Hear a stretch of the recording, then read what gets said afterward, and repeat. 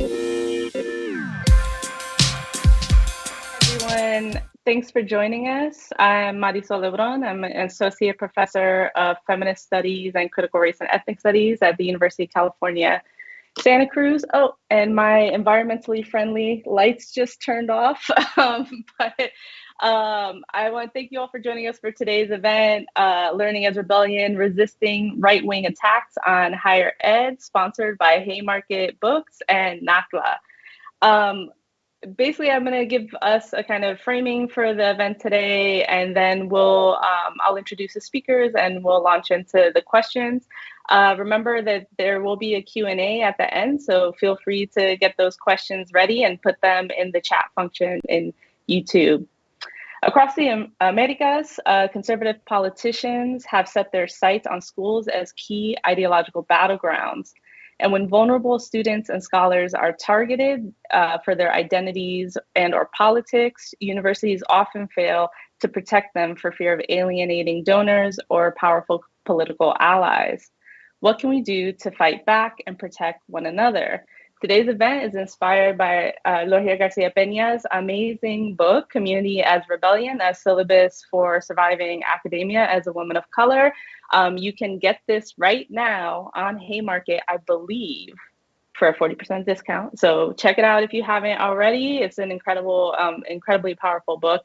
So today's conversation is going to explore the recent wave of attacks on higher ed and discuss what it would look like to create liberatory spaces of learning and education. So our speakers for today, of course, Lorgia García Peña is here with us today.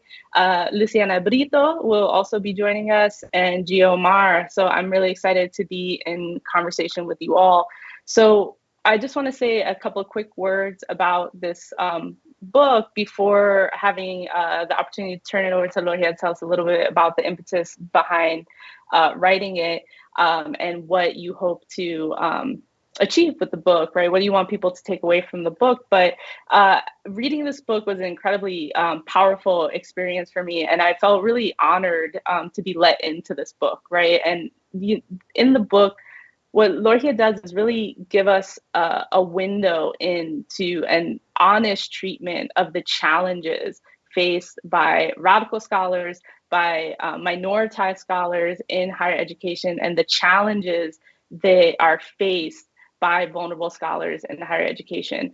One of the things that, and we'll get into this during the Q&A, but one of the things I really respected and appreciated about this book was the dedication to providing an unflinching look at what's really going on in higher ed and really resisting a romantic narrative about higher education, at the same time fighting for these spaces of connection and camaraderie and these possibilities for rebellion that exist in these spaces in spite of the violence that academia and the university perpetuates in people's lives. So I'm deeply, deeply grateful to you, Lorgia, for writing this book, for letting us into these really intimate stories that you provide of your experience as a woman of color, as a Black Latina, navigating higher ed. So I'm really grateful to you for sharing these stories and writing this book. But I wanted to turn it over to you to just give us a little context on why you wrote the book and what do you want people to get from it.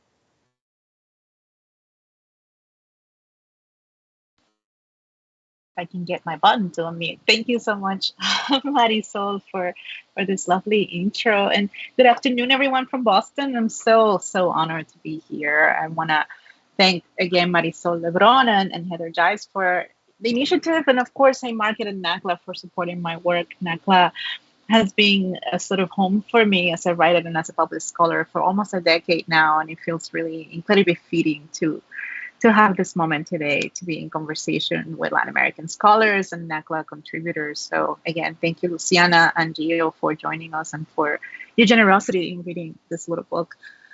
I share this in the book, but and I have talked about it often, but I really began to write Community as Rebellion, not as a book, but as a letter to my graduate students who are all women of color and queer people. And I wanted to share with them in what I wish had been shared with me as I embarked on this profession. In part because I believe many of us are socialized in grad school to believe academia is a benevolent profession and that we must give our whole being to it, even at the expense of our mental and physical health. And in part because I do believe that what we do within and outside the university as scholars and as writers and as teachers has incredible potential to enact positive changes in the world. So I began to write almost as a rant. I had attended a conference in 2000 at the end of 2018. And in that conference, I felt ostracized, silenced. I, along other young scholars, as we were trying to change some of the structural ways in which conferences work, right? Where there is a very strict format, where disciplines are privileged, and where interdisciplinary and non-traditional work is kind of pushed to the sides. And so a group of women, Sharina Mayo Pozo, Beth Manley, and I kind of sat down after the conference and we're like, we're going to try and do something else. And we put together a symposium on Dominican studies that was radically different, that centered the work of young scholars, particularly grad students and young professors. And we noticed the difference. We noticed the difference not only in the quality of the work that was being produced, but in the level of joy and happiness. And what was different was simply how we did it, the way in which we center the whole lives of people, and the way in which community was really at the center of how we did and how we share the work. So that was really inspiring to me, and I'm a hopeful person in general, and so it kind of fed a radical hope for the kinds of the possibilities that collaborative, community-centered environments can have in terms of the impact they can have on people and on ideas. And so the impetus for the book was to share not only what the challenges are currently in academia and in the university as a site of everything we know, right? Neoliberal, racist, you name it, but also the kind of the possibilities that there are if we actually do the work of centering people, of centering collaborations, of thinking of ourselves as part of a sum rather than as isolating creators of knowledge. And so the idea of community rebellion is simply an invitation to rethink how we can create together, how we can make knowledge, how we can change systems, and how we can fight back against the kind of structures that the university continues to impose, particularly on those of us who are minoritized and racialized as women of color, and the impact that has on our lives every day. So that was the thought behind writing this. Thank you so much. So I want to turn it over to Luciana and then Gio, but I thought we could start off the conversation just talking about what do you all see as the most pressing issues confronting scholars right now? How do we make sense of these? What are these right-wing attacks? What are you seeing? And how do we make sense of what's going on? So Luciana, if we could start with you and then Gio. Okay, thank you, Marisol. Thank you guys for inviting me for, participate in this conversation. It's such a really important moment to discuss how extreme right, attacks has been affecting academia.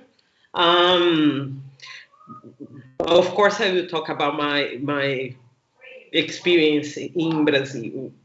The system is a little bit different of the United States. So most of our universities are public universities, are federal universities. So these universities depend on federal money. Since the beginning of the 2000s, we start to apply racial quota systems in Brazilian universities for students.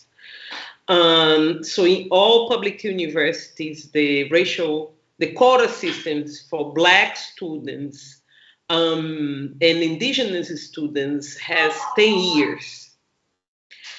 And the sensation that I have now is that right on our time, our moment, things are falling apart in Brazil. So in terms of professors, before the quota system, we had less Black students in Brazilian universities than South Africa during the apartheid regime. And in terms of professors, now we had less than 3% of Black professors. Now we have 20. I got the number. We have 23.6 Black professors, percent of Black professors in the whole Brazilian public university. So we are a few people. And the idea that Lorgia brings in the book about build alliances, sincere and affectional alliances is really important, since talk about the issues that we are talking about today is really complex. The money for research is even smaller, so the ones who suffer more for don't receiving financing support for research are the Black professors, especially Black women. In the last, I think the last year, this federal government cut 70%, the money for financing public universities. So if you are a Black person, especially a Black woman in a department, and the university has a small amount of money to share, the research of those professors, Black women, are the researchers who will not receive financial support. And we are the ones who are dealing with this students who they permanency in universities are threatened by poverty, especially after the pandemic. So we are the professors who are advising these students who have less fellowships and who have less recognition from our peers because of the type of research and courses that we are offering. Things related to LGBT community or decolonial thoughts or decolonize the curriculum.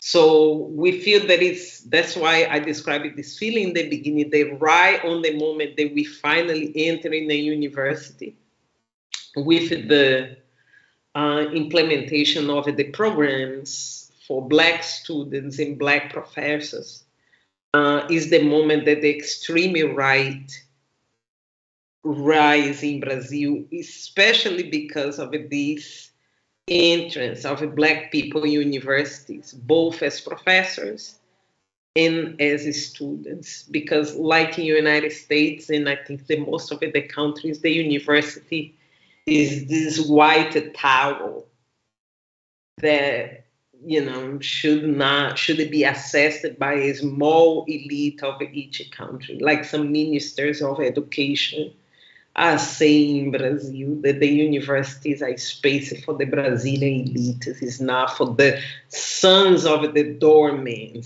like a Minister of Education said last year.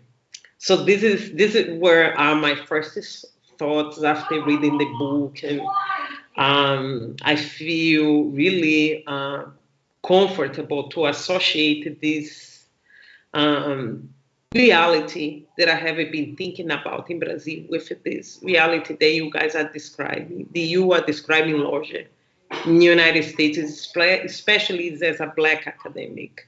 And more importantly, the amount of work that we do and this feeling of carrying these students and the universities on our backs. So it was really important to me read your thoughts and don't have this feeling of being thinking about this by myself, this stage of loneliness. So thank you.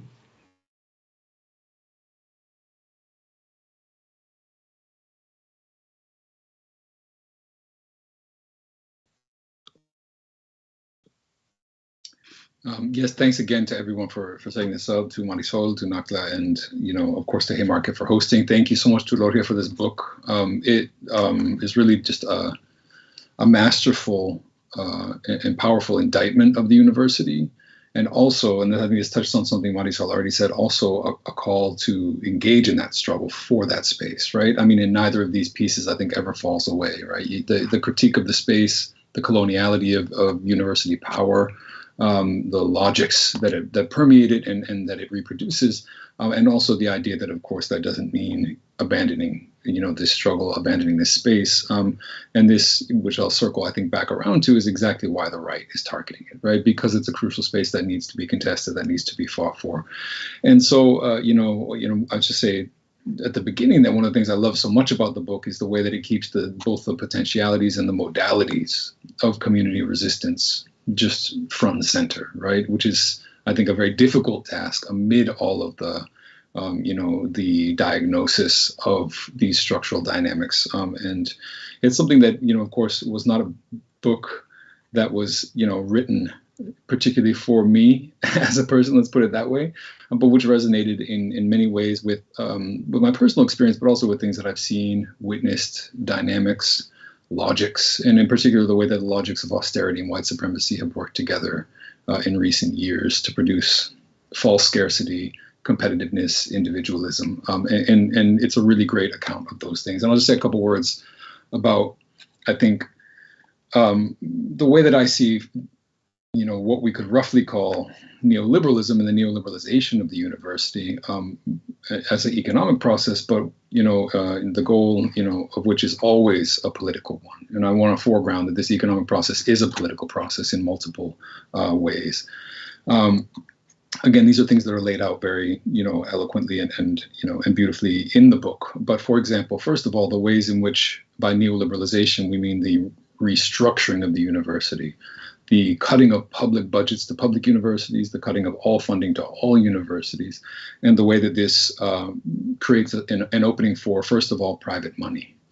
What does private money mean in a university context? It means two things very importantly, one of which is precisely the powerful veto that private funders, begin to have and have begun to have over even public university officials, even private university, professors, and over, the what we refer to often as academic freedom. The fact that at a certain point, if private donors are withdrawing millions of dollars, your, academic freedom is worth far less to the university than that money. But this private money, this injection of private money that goes along with budget cuts also means something very crucial, which is the propping up of right-wing thought within the universities, right?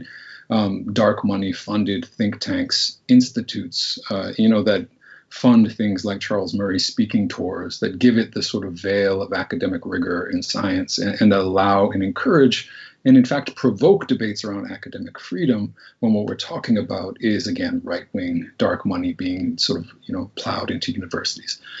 A second piece I think that's crucial is adjunctification, right? The decline in tenure and tenure track faculty, the rise in adjunct faculty.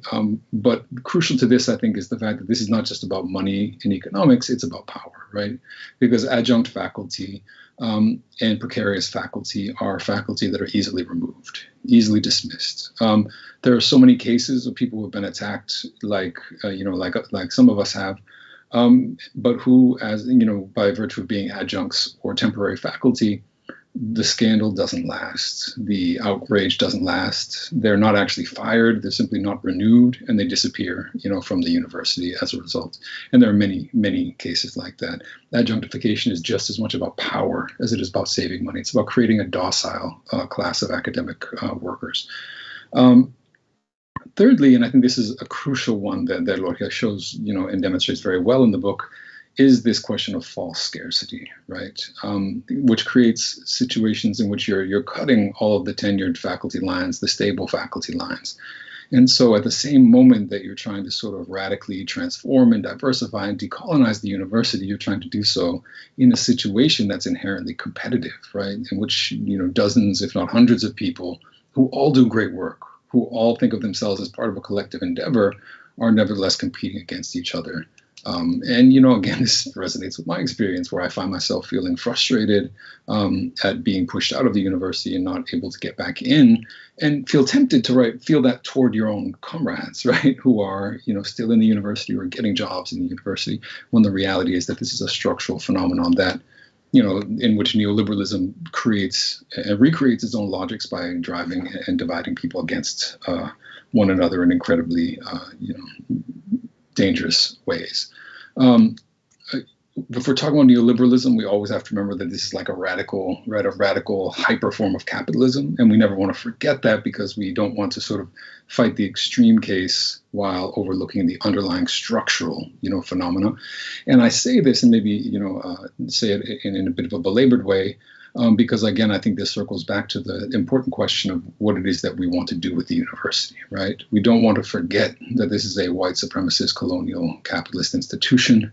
At the same time, we do want to be able to understand that what's been happening in recent decades has been a dramatic sort of amplification of those dynamics, an overt right-wing attempt to intervene, attack, get rid of left-wing and critical and radical scholars, particularly of color, particularly women, and to do so for a reason. Again, I think universities are a soft target for the right, because they can provoke these kinds of controversies and and push people onto a kind of back foot that prevents them from fighting back. And I think that just say a couple of things, what I think the implications are for what this means. I think we need to have a more nuanced and complicated understanding of what academic freedom means. It's not a concept I think that's actually served us very well recently, when we don't understand it as a very sort of radically material phenomenon, as a phenomenon that's never been absolute, that's always been used in very selective ways. And here I think about, here in Philadelphia at UPenn, we have the case of Amy Wax, and a white supremacist law professor who is finally, it looks like, being disciplined, but who is herself appealing to and being defended on the grounds of academic freedom. But, we need to think, I think, in far stronger terms than that, because here's a professor who is actively, every day, harming her own students, harming her students of color. She said that her own Black law students are not able to compete with the white students, are not smart enough, are not good enough. And you can't, we can't accept a concept of academic freedom that will simply defend that kind of logic as well, that kind of rhetoric, which resonates, of course, with what the university itself, proliferates all the time. Part of that means that we need to think about academic freedom materially, but also collectively, right? Academic freedom for whom? Whose voices matter, right? When we're talking about speakers, right-wing speakers coming to campus, and you try to defend that on the grounds of freedom, a lot of people respond by saying, no, we as other students that you haven't been listening to, we have students of color, or radical students, or whatever, also demand a right to intervene in that space, to be taken seriously as part of that community. And I think here we begin to sort of move toward precisely this great sort of material sort of struggle concept that Lorgia has given us, which is community as rebellion, right? The way in which these are bound together, the way in which they move, and allow us to think in broader terms about what that community is academically, that insists that we think about what the community is beyond the walls of academia, and the way that the two are necessarily and always in connection, in conjunction with one another, and our struggles can't be limited. And here, just to say, two very, concrete things and cases to keep in mind. One, of course, is Chile, right? And the fact that neoliberalism and fascism have always been genetically fused from the very beginning, right? And I think we know that from the origins of the Chilean neoliberal experiment, but we also know that, in conjunction with what it is that the entirety of Chilean society today, but in particular students, are demanding about sort of reforming and transforming what education should look like in a non-fascist way, right? So here we see both the diagnosis of this fascism and its embeddedness in education, but also the potentiality of that community and resistance. And secondly, and just finally, like when we're talking about community and resistance, I think we have to also think about the 2020 rebellions, and think about really interesting ways that, for example, this logic of austerity evaporated suddenly. Suddenly, when we've been told that there's no hiring lines for this or for that, there have been dozens, if not 100 hiring lines, cluster hires for Latinx studies, Black studies, decolonial studies, all of these things. And I think we should understand that this is both a containment effort, but also something that, of course, should be pushed, deepened, radicalized. And it's only because this broader community, right, this international, transnational community in the university, beyond the university, entered into motion, struggled, and began to shift that terrain of academic, possibility as well. So.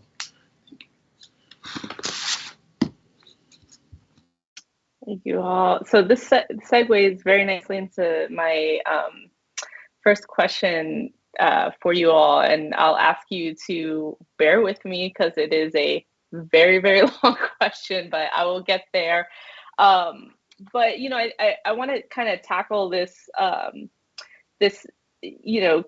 point that I think comes up in the book, but Gio, that you also kind of leave us with in your comments, which is this kind of duality, right, that we confront in the university. So many of us inside and outside of academia have a tendency to view the university nostalgically or through rose-colored glasses, seeing it as somehow outside of these exploitative power relations that structure every other aspect of our lives, right? So I want to bring in the essay, Abolitionist University Studies, an invitation by Abby Boggs, Eli Meyerhoff, Nick Mitchell, and Zach Swartz-Weinstein. And in it, they note that in a US context, the discussion of the university and attempts to fight neoliberalization, as you point out, Gio, are haunted by a nostalgia for a so-called golden era of the university during the post-war moment of state and federal support and expansion of higher education. So they note in the essay, they say, quote, "The story neglects the ways that this expansion was underwritten by militarized funding priorities, nationalist agendas, and an incorporative project of counterinsurgency." And I think this speaks directly to this kind of boom in the wake of the 2020 uprisings. So in other words, what they're saying in their essays is the university doesn't exist outside of these harmful and coercive apparatuses of state power. And Lorgia, in your book, you make a similar point when you say, quote, "Those of us who are made to unbelong experience the violence of exclusion everywhere. My unbelonging to the university comes from structures of colonialism and racism that continue to shape our institutions to date, the nation, our schools, our justice system.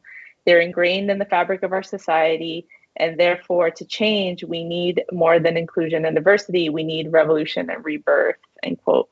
So during a moment when education is under attack from the right, and many are working to protect the university by focusing on the good it produces, how do we avoid falling into this trap of nostalgia or of promoting a historical version of the university that occludes or fails to acknowledge how it's embedded within these larger power relations that structure society?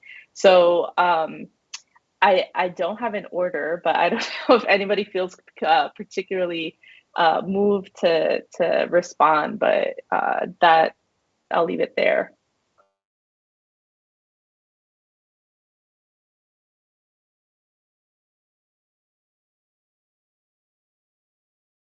You go, Lorgia. Or Gio. It's okay. I can start.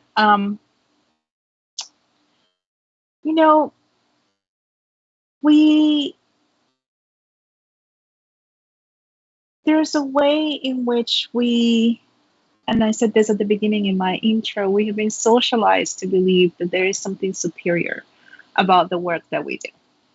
That somehow the fact that I am a professor is better or more arduous or more in the service of humanity than the work my mother did in a factory while raising 4 kids.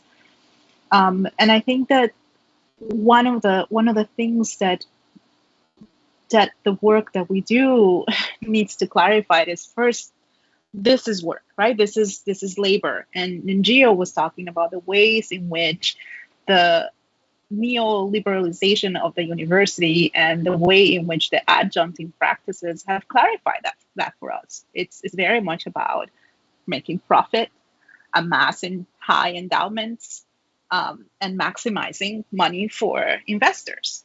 And so if we need to clarify that this is exactly how the university is functioning, particularly in the United States.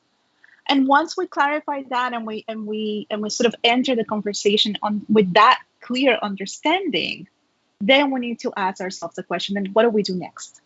How do we, as people who are very much like Martí would say, living in the belly of the beast, but who do not want to be contributing to this neoliberal practices, and yet we're being paid by the university. We are very much within, right? As scholars, as teachers, as tenured track, or even adjunct faculty. Like, how do we create spaces of freedom within systems that are not free? And that is what I'm asking myself and what I'm trying to ask with the book. How do we navigate this microcosm of the world, which is the university, in which all the isms are reproduced, in a way that can create a better environment for our students, that can enact positive changes in the world, recognizing that this is not an ideal space, that this is indeed a violent, colonial, racist, elitist, and all the other fucked up stuff that's going on in the world are reproduced within the university, and some people are affected more than others. So it's about recognizing our own complicity with the systems. What am I doing that is making it worse for adjuncts? What am I doing as a senior white faculty that is making it worse for faculty of color? What am I doing as someone who works in a recognized discipline for people who are interdisciplinary work? Who are interdisciplinary scholars who may not have a home, which is the case for most of us who are ethnic studies scholars and never have a department. We're floating, right? So thinking about the multiple ways in which we as faculty contribute, sustain, or just simply are complicit with our silence. And then finding ways to create spaces of belonging, spaces that make our students and our junior colleagues and our staff and people who are around us feel safer. And I think that begins with sincerity. For me, that space is the classroom. I cannot control what is going to happen in the dean's office, but I sure as hell can control what happens in my classroom, from the syllabus and how I design it, to how I run it, to how I make my students feel, to the kinds of fights that I take on to make sure that the students in my class have what they need and deserve. And so I think we need to work together across campuses to think about how we make this better for our students, for our colleagues, for ourselves. We have to. It's otherwise this is just doom. There is no other point in working within the systems if we're not going to try to do something different with the resources that we have at hand. And I think those of us who are in elite institutions with high endowment have a bigger responsibility to do more.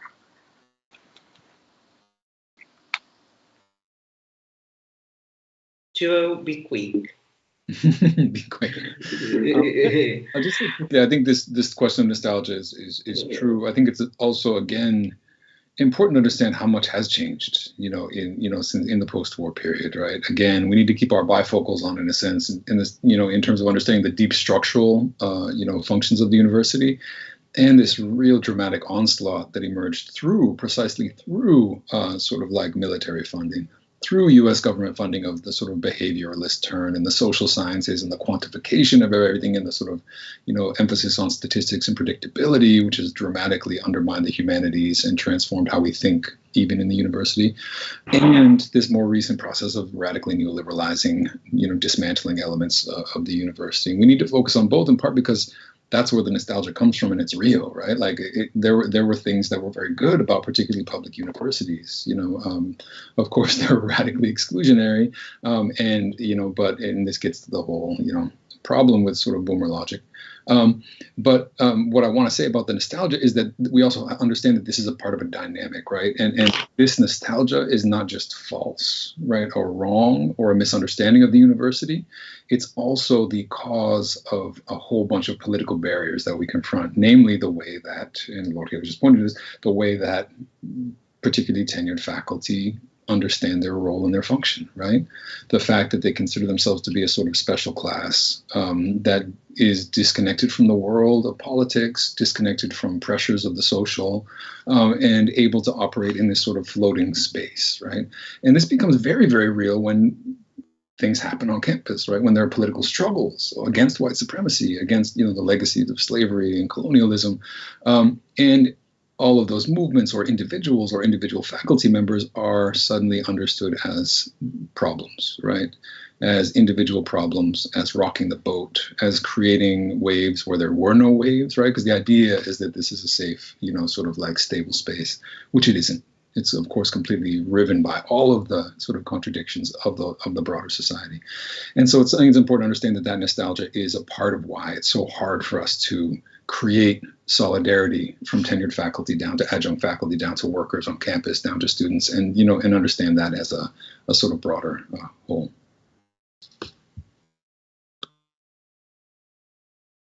Well, thinking about my reality, which we don't have financial investment from big, corporations. Most of the money from the public university are public money.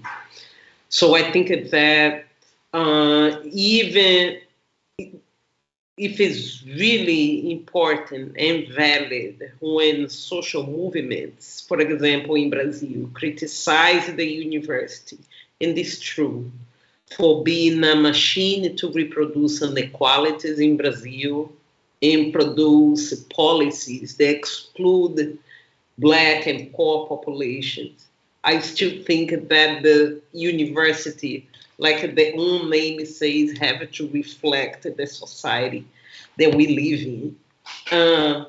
Making a reference to what I said in the beginning, is impossible, for example, to produce science in a country like Brazil with a Black majority if Black people are not listening in this, when this knowledge and science has been produced. So although we have a paradox, this institution is a machine to produce inequality in the Brazilian elites. We have this group of people who wants to enter and change science in the way that we perceive the society.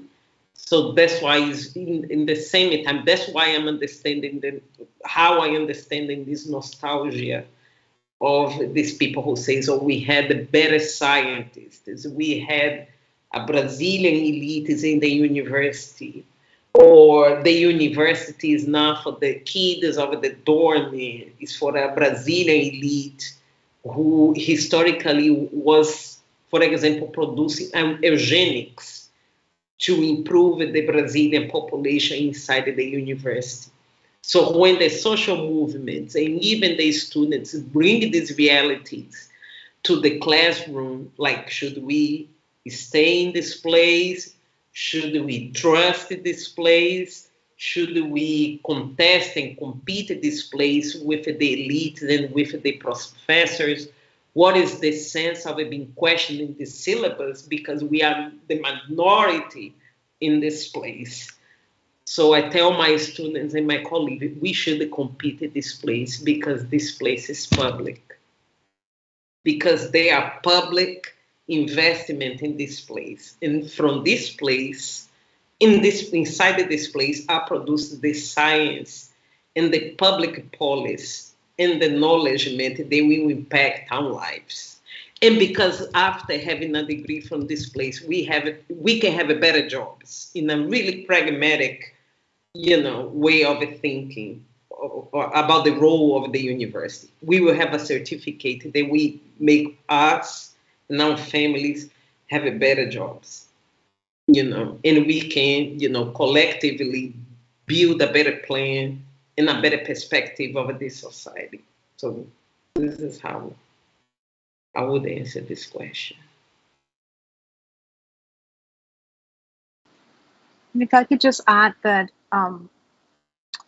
this nostalgia, both, I guess, in the global north and the global south, it's grounded on white supremacy. It is, at the end of the day, nostalgia for the kind of university that we envision to be the carrier of knowledge, and that knowledge is nothing like what we produce, right? What those of us in this space produce. And so if we were to think about the kind, Lucia, listening to you, the kind of intersections or the commonalities that exist between the US university and the Latin American university is, the desire for colonial ways of knowing.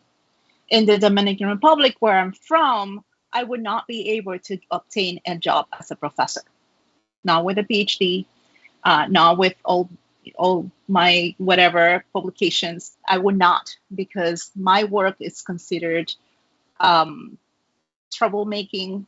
I don't cite enough European people. So when Borders was translated into Spanish, I was under attack by white Dominican men who considered my work to be pro-Haitian and not worthy of their intellectual engagement. And so the way in which we think about those challenges existing in places like that US university, but in fact, they're not just our challenges here. They are challenges that exist across the globe, even in places where the majority of the population is indeed of color. And that is really troublesome. Yeah, thank you, Luciana and Lorgia, because I think the point that you're making is really clarifying in how we talk about this nostalgia too, because there's a left nostalgia that's a nostalgia for a time where access was increasing, where there was more funding, this kind of notion of the university as an engine of social mobility, right? This kind of nostalgia for that. And, Luciana, I think what you're pointing us to, and Lorgia also with your comments, is there's also a right-wing nostalgia, right? And that's the moment that we're actually finding ourselves in these kind of right-wing attacks, is this notion of what the university should be and what its goals should be, which is this reproduction of elite values, this reproduction of ideas of whiteness, of knowledge that's grounded in these kind of colonial epistemologies, right? And, Luciana, I think also what you point to in the Brazilian example is also nostalgia for the pre-quota university, right? This idea when actually access was incredibly shut off and reflected in apartheid of a majority Black country being shut out, right? So I think that's an important kind of, I think point for us to think about, right? There's a way in which there's a way in which the left and it can fall into a nostalgia that actually includes what's been the structuring. The right is very clear on what the university's always been, right? And that's what their kind of nostalgia is for the pre kind of affirmative action or quota, the pre queer studies, the pre ethnic studies kind of era, right? Where there was just more limited access. So I think this is actually an incredibly clarifying conversation that helps us actually think about what this right wing attack on a global scale is on education is looking for, right? What they're kind of aiming for. So I wanted to we've kind of been touching on this around the question of adjunctification and increasing precarity in the university. But I wanted to ask, a large part of the story in the book centers around the ways that the university serves as a site of institutional violence. And Lorgia, quote, institutional violence manifests, and this quote was, when I read it, as I was talking to colleagues about it, it knocked me out. And it's one of those things that but until you see someone actually articulate it, there's something very powerful about it, seeing it in writing. But you say institutional violence manifests in multiple insidious ways: denial of equal treatment, abuses in labor practices, unequal pay, unfair amount of labor, microaggressions, and most of all, cruelty. So tenure, as we've been discussing in the lore of secure employment, in the university and in an increasingly precarious labor market, plays an enormous role in reproducing this institutional violence that is so intrinsic to the university. In particular, it functions, and Gio, you discussed this in your comment, as a disciplining technology that quiets discussions of institutional violence and threatens the livelihoods of radical and progressive faculty if they speak up in ways that the university deems uncivil or unprofessional. And of course, this trickles down to our students in a myriad of ways. At the same time, we're seeing tenure and secure employment come under attack by the right as they work to chip away at faculty governance and essentially create blacklists on college campuses. So I wanted to hear from you all how we can make sense of this and think about our struggles to create a more open and liberatory educational spaces on the one hand, and how we fight against these attacks on tenure as a way of introducing more precarity and gag rules on campuses at the same time that we acknowledge the incredible violence that's inherent in the tenure system, right? The ways in which it breeds competitiveness and exclusion. So.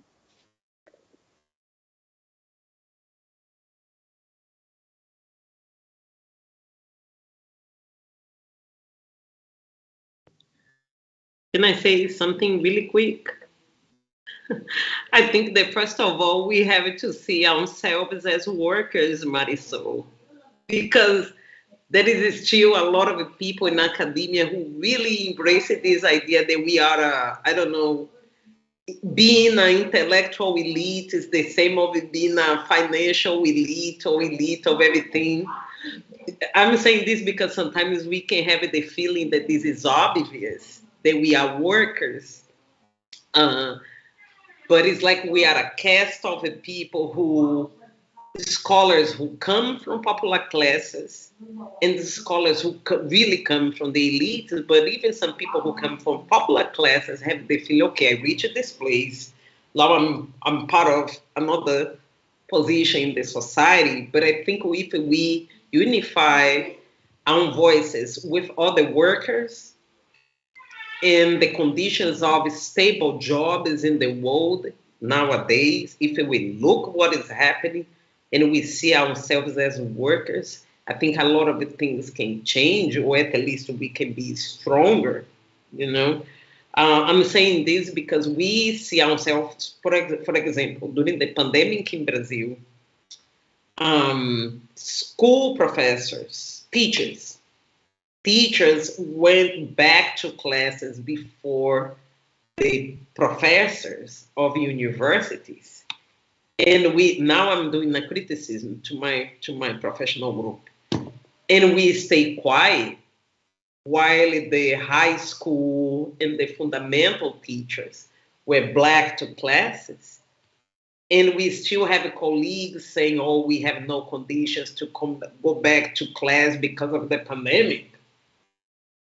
Although we had the vaccine as educators, so we passed in the front of a lot of people, included the professors, because we had to, we had a larger public and we had the classes. So it was evident to me that a lot of us don't see ourselves as workers, and we see ourselves as this elite. So I think there are work conditions and the security of our jobs will be, at least the struggle will be stronger if we see ourselves as workers, even as educators, as other educational workers, as the same category.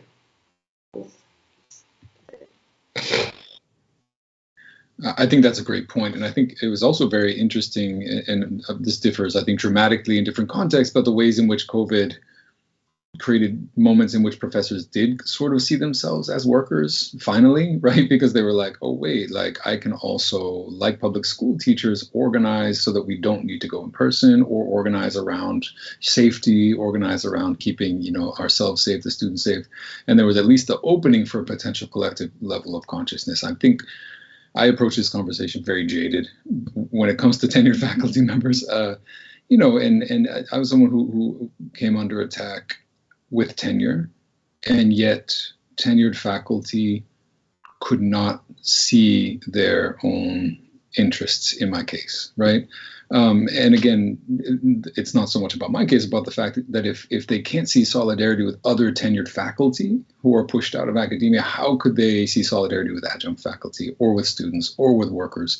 And it's just very, very daunting the way that this logic, I think, permeates. And so ultimately, I think when we're struggling for things like keeping tenure, defending tenure, expanding tenure lines, for example, we're going to be in a situation where we're doing that, to save and rescue people who will not show solidarity with other struggles, unfortunately. That's not the answer to the problem. And the answer is, of course, to expand those solidarities, to build struggles, again, with workers on campus, with students on campus, with different sectors of the student body, of the faculty, and try to break down those boundaries wherever we can, as a way of breaking down these logics, and as a way of creating the possibility for something different, again, within the university, beyond its walls, relationships with outside, forms of education, popular education projects and other things.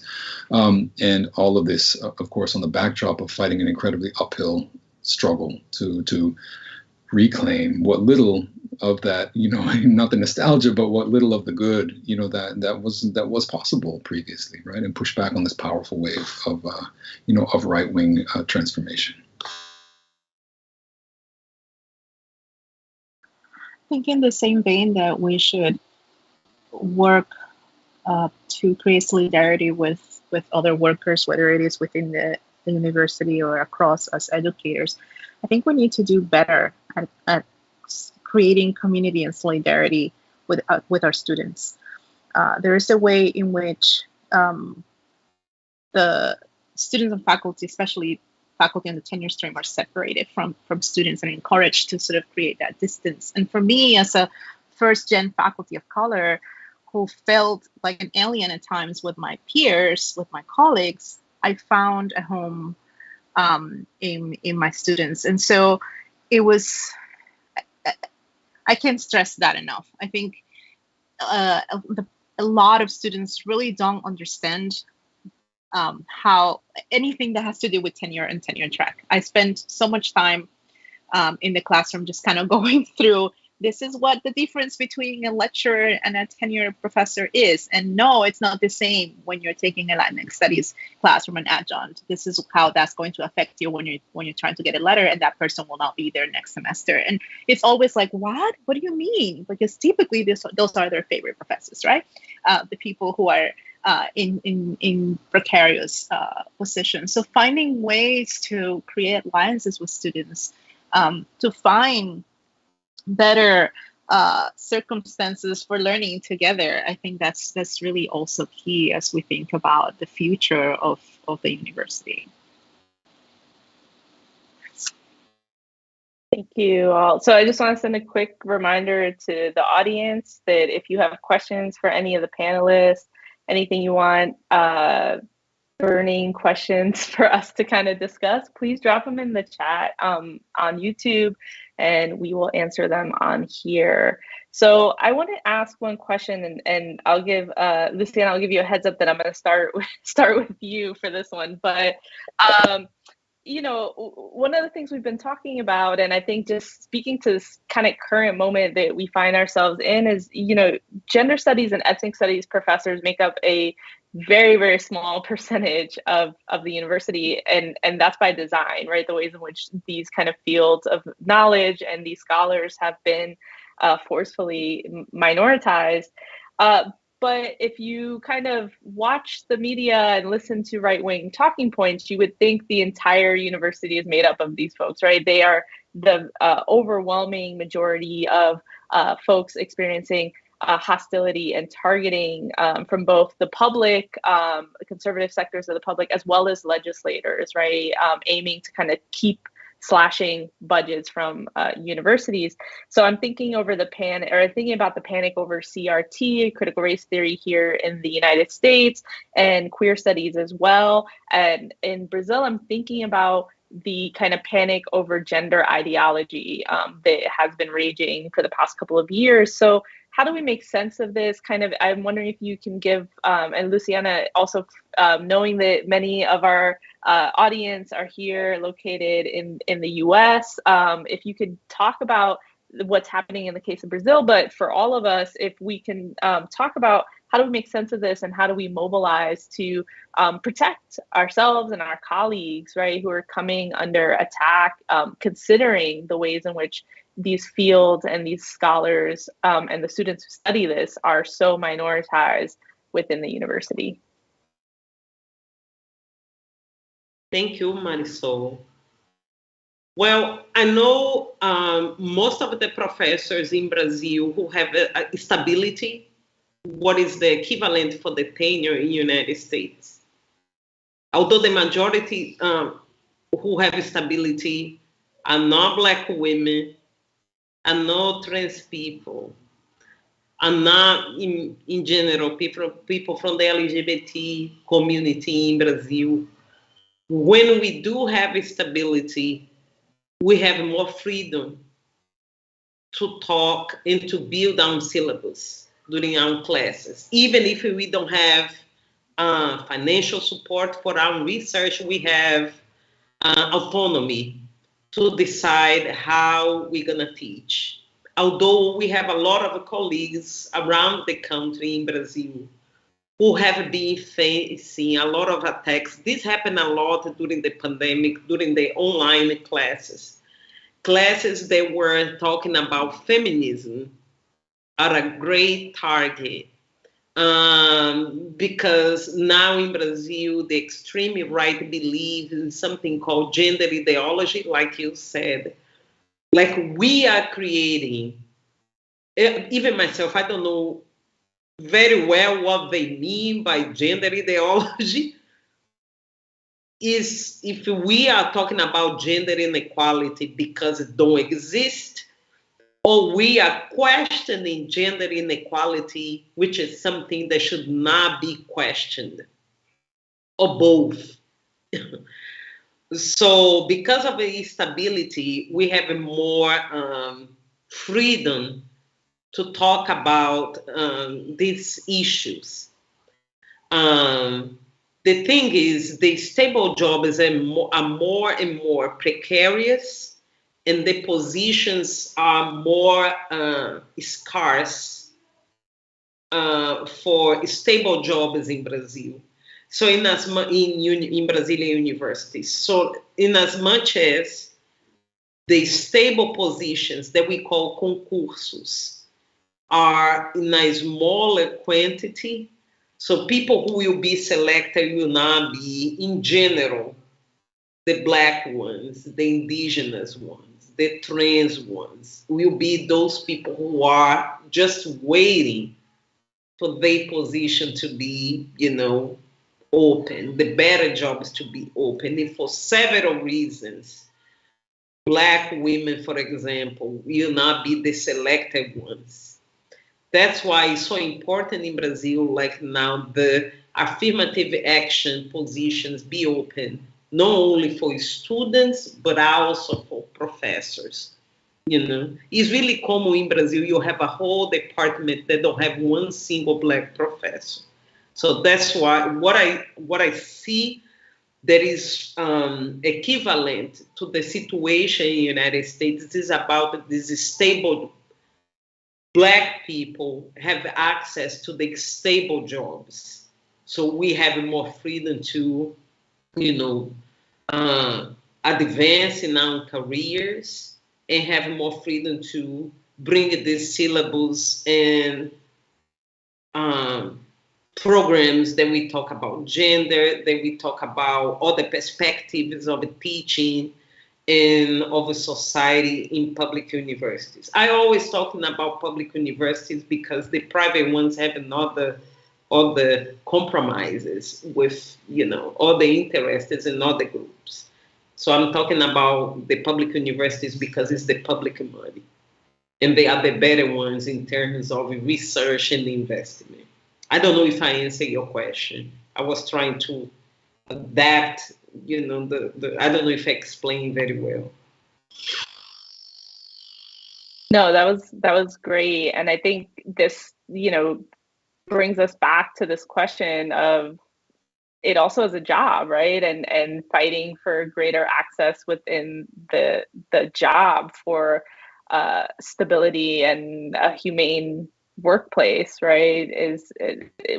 That's I think what you're pointing us to is these kind of factors that are shutting Black and Indigenous and queer faculty out in Brazil, right? And the way it then links to these larger kind of panics, right, over subject matter and gender ideology and race and everything. So no, that was fantastic. Thank you. Gio, Lorgia, please feel free to jump in.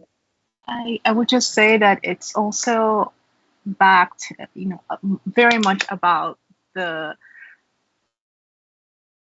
understanding or the knowledge that the way that we've been doing learning, the way that we've been teaching is wrong, is racist, is anti-Black, it's not the way we should be doing it, and recognizing that that these fields of knowledge, not just people who are racialized or identified as queer and Black and Indigenous, but the knowledge that comes from these communities, what I would call critical ethnic studies, has the potential to do something different.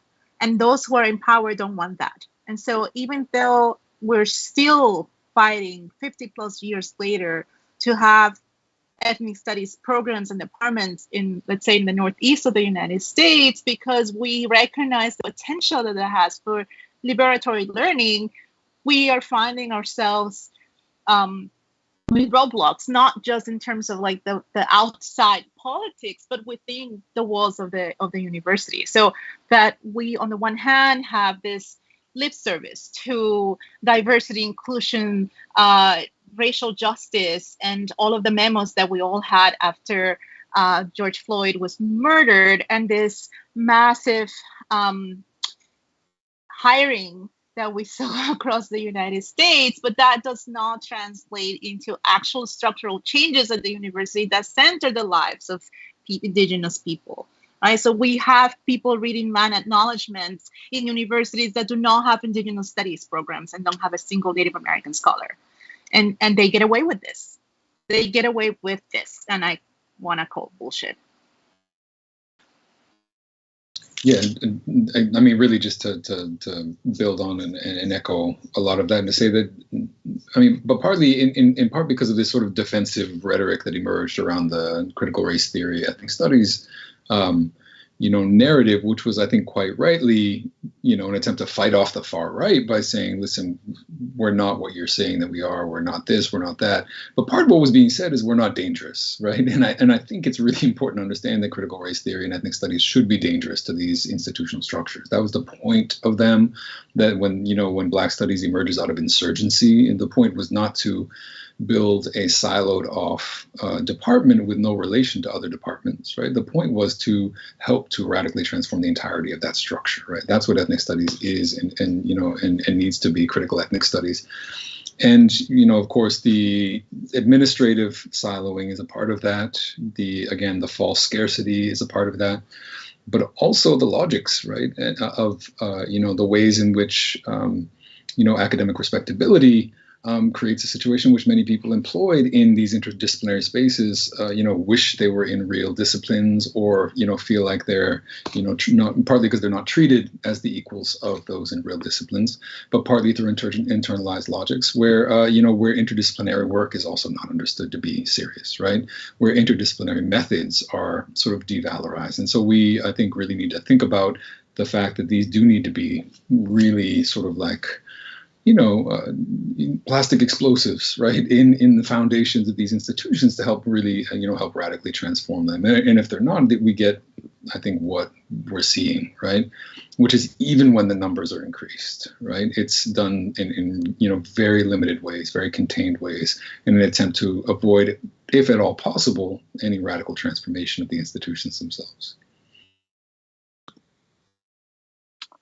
Thank you all. So we have some questions from the audience that I want to make sure we have a chance to get to, but one actually relates to the last point, Gio, that you were making, but I'll throw it out to all the panelists, but I don't know if you want to respond.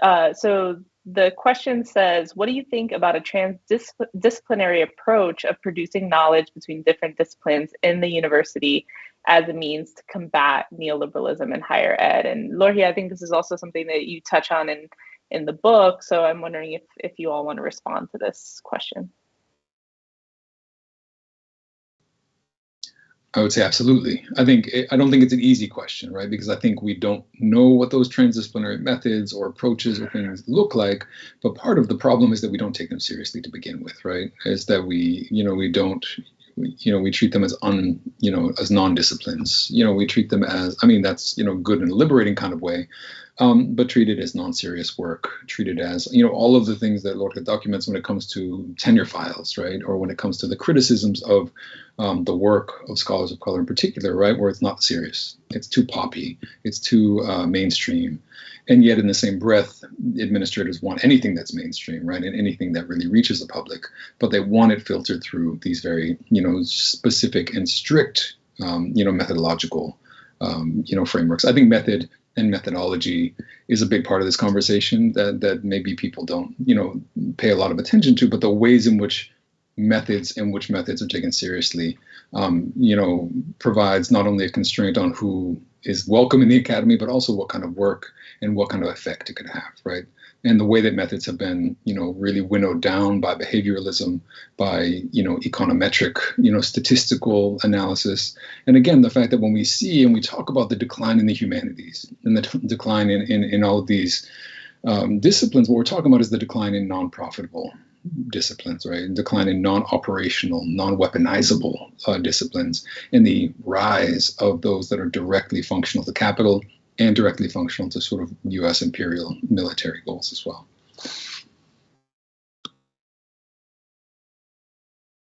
And it goes back to this idea, this nostalgia that we were talking about earlier, and this resistance to making room for new ways of understanding, not really new questions, old questions, right? And what does it mean to ask the same old questions from a different perspective? And what does it mean to center the life of Black women when you can, quote unquote, find them in the archives? How are you looking? Because I find them no problem. So it's exactly this resistance to allowing work to follow questions rather than disciplines. And while at the same time, young people are teaching us how to do this every day. And we're just not listening. This is how our students are learning. This is how their lives is being formed, but in interdisciplinary, transdisciplinary ways. But we're resisting and we're forcing them to do something that no longer serves them.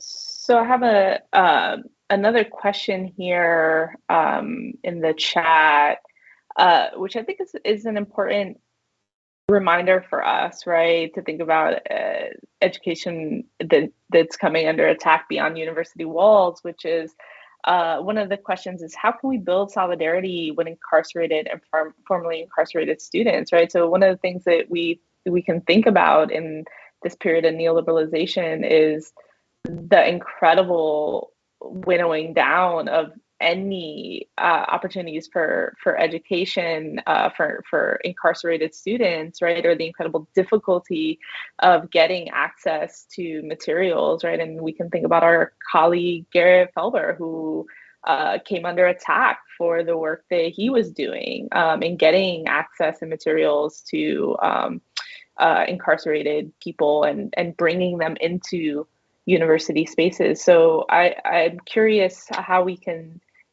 amplify, I guess, this conversation we're having to actually think through these connections, right? How do we show solidarity with incarcerated and formerly incarcerated students? I think one of the things that we can do is to facilitate the access to those students to knowledgement. We have something called extension programs that we could take the university to other spaces like prisons. But I'm a historian, I'm a history professor. I think that another thing that we can do, I will talk about my field, is to build a curriculum that show the history of important leaders and activists whose imprisonment was part of their lives. Is not, the people who are in prison is not criminal, somebody who did bad things for the society, and we reproduce, by reproducing or by silence, idea that reinforce the notion the people who are in jail is because they did something wrong and evil to everybody. People who made very important political changes were threatened or, spend a part of their lives in prison or in jail or were attacked by the police or by the judiciary system. I think that this is also a really important thing. Lorgia talked about the archives. And when we study history, a lot of experiences, for example, of enslaved people are registered in criminal documents. So how, important part of the society, we know the history because the only record that we have is in the criminal, record, the criminal documents. So I think that this is an important contribution too.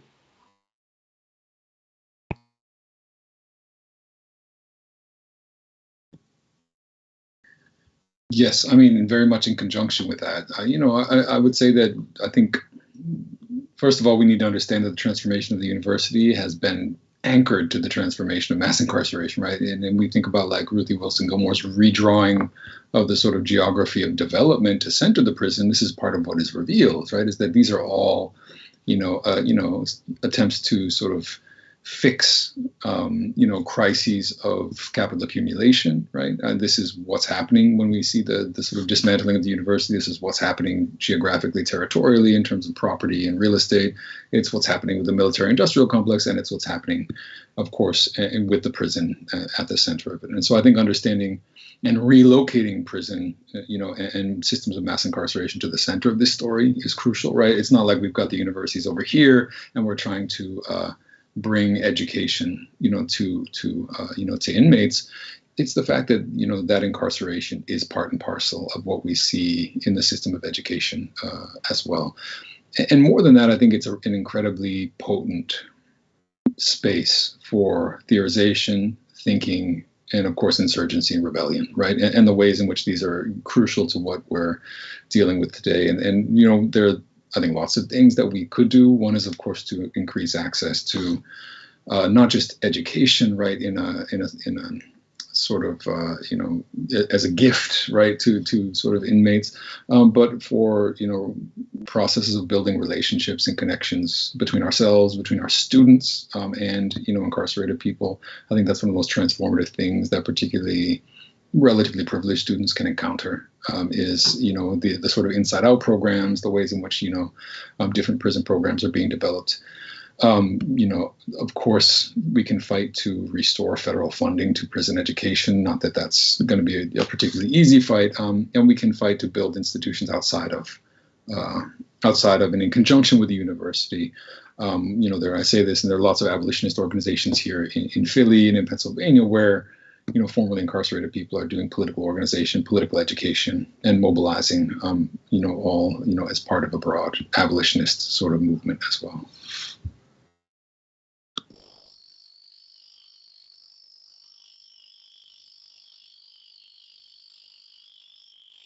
So we have a question here about the role of university fundraising and donor expectations in enabling or limiting the work that happens in universities. So, I think this is one of the things that perhaps, Lorgia, you talked about tenure as being something that you constantly have to kind of explain to students, because there's an aspect of it that's very insider baseball, right? Unless you're like in the system, it's actually incredibly difficult to understand, and that's by design. Part of it, right, is to precisely obfuscate the process. And there's a way in which the relationship between fundraising and donors and universities also functions in that way. Or I taught at UT, between the legislator and what they want and the university, right? For those of us who are at public universities, also, right, are not kind of immune to this.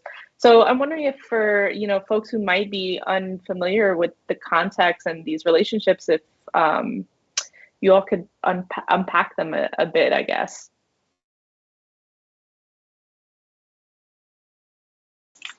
If I'm completely honest, I'm still unable to explain how it works. It is so much of a black box at times, and it feels like the way in which gifts and particular accounts are donated into departments, units, universities is so secretive. I just recently had a conversation about a gift that that exists in the department that I work in, and no one seems to be able to answer who the donor is, and all we know is what the restrictions are. And so the way in which these gifts set agendas and tell us how we should do the work that we want to do, the intellectual work that we want to do, the work we want to do for our students. It's really concerning. And one of the hopes that I have for the future is that we're able to insist on clarity and transparency at all levels, including the donations and not only how they arrive, but how do we as faculty get to decide?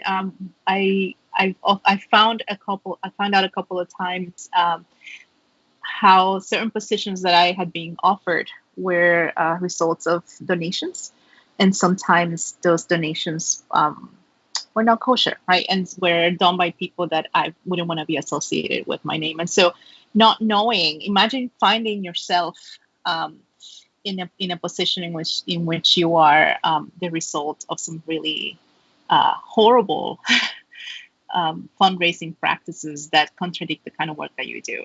And I think there's a lot that goes on behind the scenes at that level in the university, and we should be, as faculty, especially those of us who are tenure, demanding more transparency.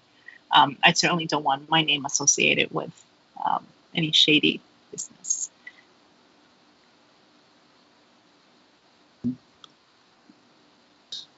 Yeah, and just to maybe slightly repeat, but make clear something that I said earlier. There are situations, I won't speak specifically, but situations that exist in extreme situations in which private donors threaten to withdraw millions of dollars from universities if they don't get what they want. And what they want could involve disciplining students, putting the students in line for rowdy protests, or they can involve firing faculty, getting rid of problem faculty, defunding programs, a whole range of things. And this exists, and this is real. And I think not only is it really, of course, frightening, but it also just doesn't fit with this idealized image we have of academia. And I think the first thing is to say this is how academia is increasingly operating, even public universities, right? And again, aside from that, the creation of right-wing spaces within academic departments, within universities, think tanks, and other things, which buy their own hiring lines. And again, we think of these hiring lines as being academically justified, but in some cases they're not, right? They're left to the whims of these private donors who have veto power over how these privatized little spaces operate. And I think we should reveal these. I think we should expose them. We should, as Lorgia was mentioning, find out who's funding them, emphasize which sort of right-wing think tank, dark money, sources are being funneled into what universities, and do so because, again, what they're doing is they're creating a sort of aura of academicity, right, or respectability for what are overt attempts to infiltrate and subvert, education.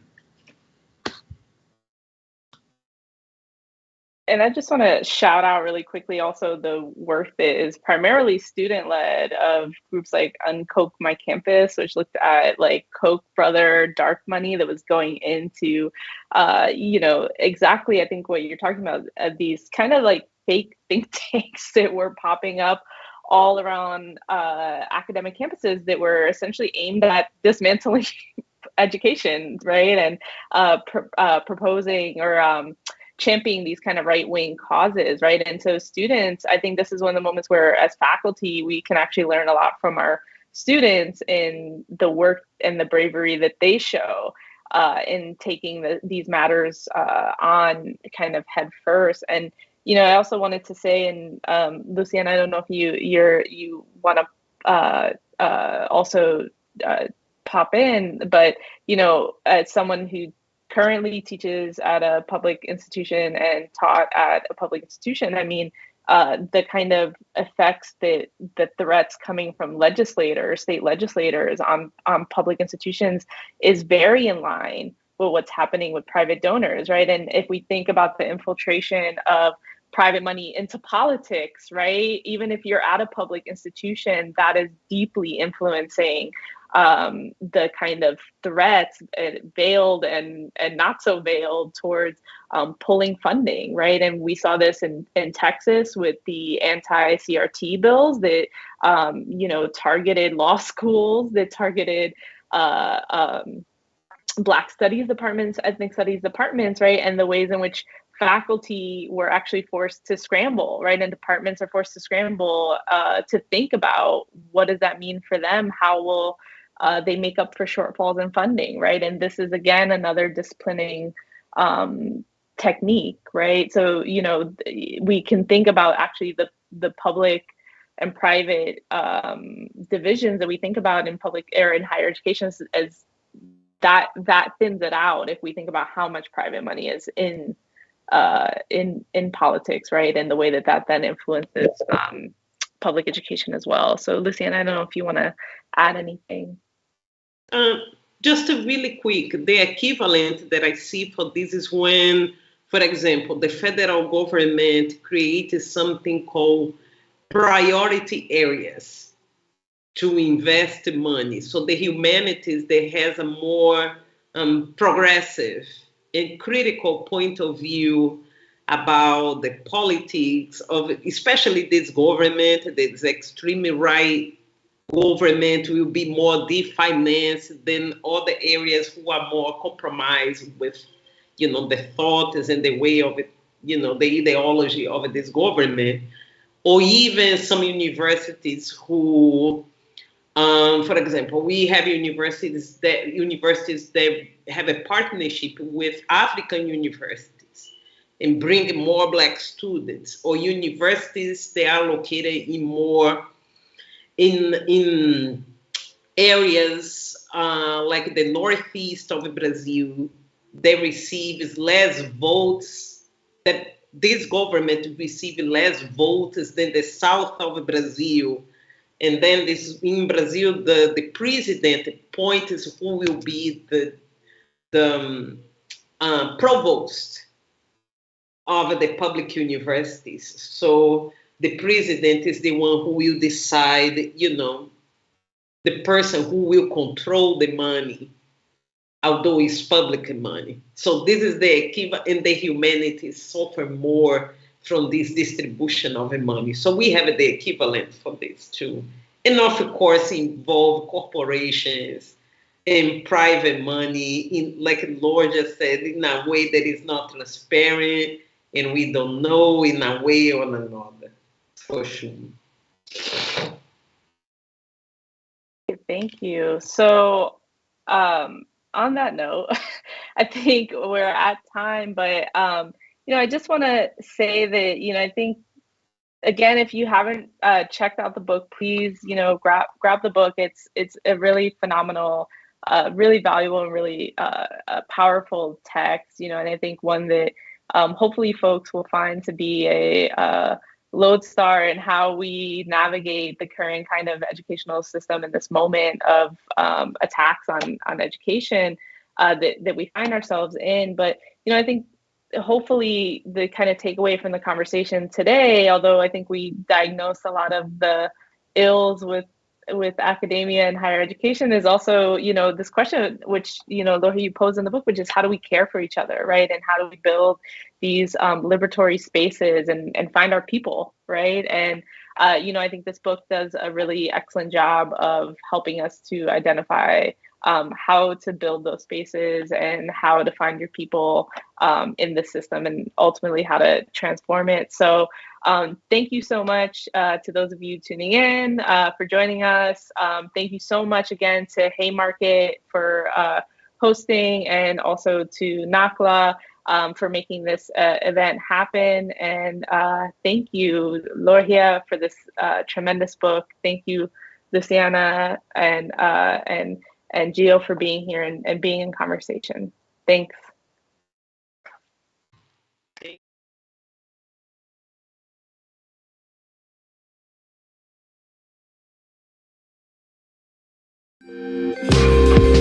you.